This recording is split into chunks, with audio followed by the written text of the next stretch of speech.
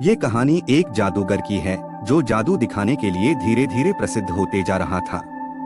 राजा के दरबार में भी ये बात पता चली तो राजा ने जादूगर को दरबार में बुलाया। जादूगर को लगा कि ये सबसे अच्छा मौका आया है सबसे अच्छा इनाम पाने का। आज वो राजा को सबसे अच्छा जादू दिखाएगा और सबसे अच्छा इनाम राजा से पालेगा।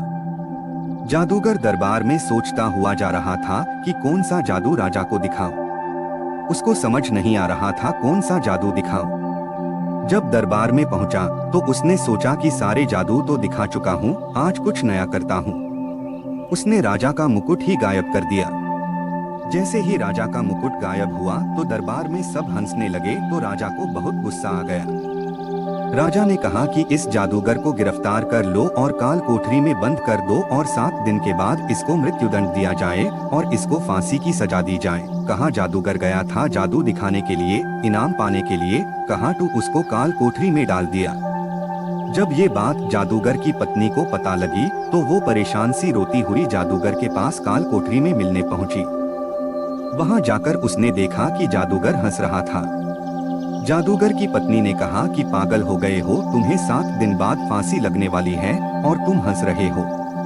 ये सुनकर जादूगर बोला 7 दिन बचे हैं, अभी मुस्कुराओ, खुश रहो, सब ठीक होगा। जादूगर की पत्नी को लगा कि पति मौत को सामने देखकर पागल हो गया है और पागलों जैसी बातें कर रहा है और वो चुपचाप वहां से चले गई। ऐसे ही जादूगर की पत्नी रोज उससे मिलने आती थी तो वो रोज अपनी पत्नी से ऐसे ही कहता रहता था कि खुश रहो, सब ठीक होगा, अभी 6 दिन बचे हैं, अभी 5 दिन बचे हैं। ऐसा करते करते वो दिन आ गया जिस दिन जादूगर को फांसी देनी थी। जादूगर को दरबार में लाया गया। राजा घोड़े पर सवार होकर जादूगर के पास आखिरी बार मिलने के लिए आया। जैसे ही जादूगर ने देखा कि राजा घोड़े पर सवार होकर आया है तो उसके दिमाग में एक आइडिया आया और वो रोने का नाटक करने लगा। तो राजा ने पूछा, हाँ भाई क्या हुआ, अब रो क्यों रहे हो, डर लग रहा है फांसी पर लटकने से? उस दिन तो मेरा मुकुट गायब कर रहा था, अब रोना आ रहा है।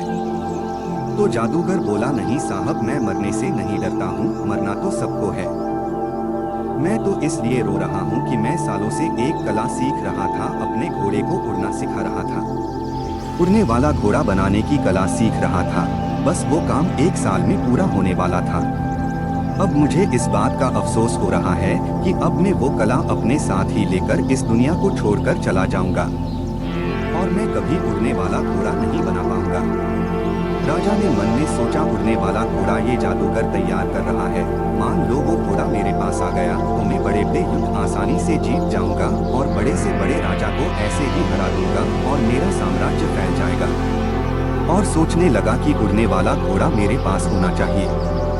इसी लालच में उसने जादूगर से कहा कि चलो एक काम करता हूँ, मैं तुम्हें 1 साल का समय देता हूँ, तुम उड़ने वाला घोड़ा बनाओ, अगर नहीं बनाओगे तो फिर तुम्हें फांसी की सजा दे दी जाएगी। जादूगर ने कहा, ठीक है साहब। राजा ने जादूगर को छोड़ दिया और जादूगर अपने घर चला गया। घर जाकर देखा तो सब रो रहे थे, मातम बना रहे थे। जैसे ही जादूगर घर पहुंचा तो उसको जिंदा देखकर सब लोग खुश हो गए। सब रोना धोना छोड़कर अपने अपने घर चले गए। जादूगर की पत्नी भी बहुत खुश हुई और उसने जादूगर से पूछा कि एक बात बताओ, राजा ने आपको छोड़ कैसे दिया? जादूगर ने कहा कि एक शर्त पर छोड़ा है कि मुझे राजा को उड़ने वाला घोड़ा बना के देना है।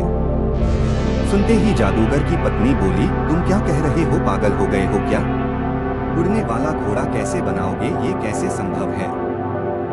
जादूगर ने कहा कि अरे मुझे भी पता है मैं उड़ने वाला घोड़ा नहीं बना पाऊंगा, लेकिन 1 साल का समय है हमारे पास, उसको खुशी खुशी बिताओ, जिंदगी जियो, बस यही कहना चाहता हूँ। पत्नी ने कहा कि फिर से तुम्हारा ज्ञान चालू हो गया। जादूगर ने बहुत समझाया कि खुश रहो, सब ठीक होगा। और कमाल ये हुआ कि उस 1 साल में 6 महीने के अंदर ही राजा की मृत्यु हो गई और 3 महीने के अंदर घोड़ा मर गया। कौन सा घोड़ा कौन सा राजा, बात ही खत्म हो गई। जादूगर जो कह रहा था कि चिंता मत करो, सब ठीक हो जाएगा, बात बिल्कुल सही निकली।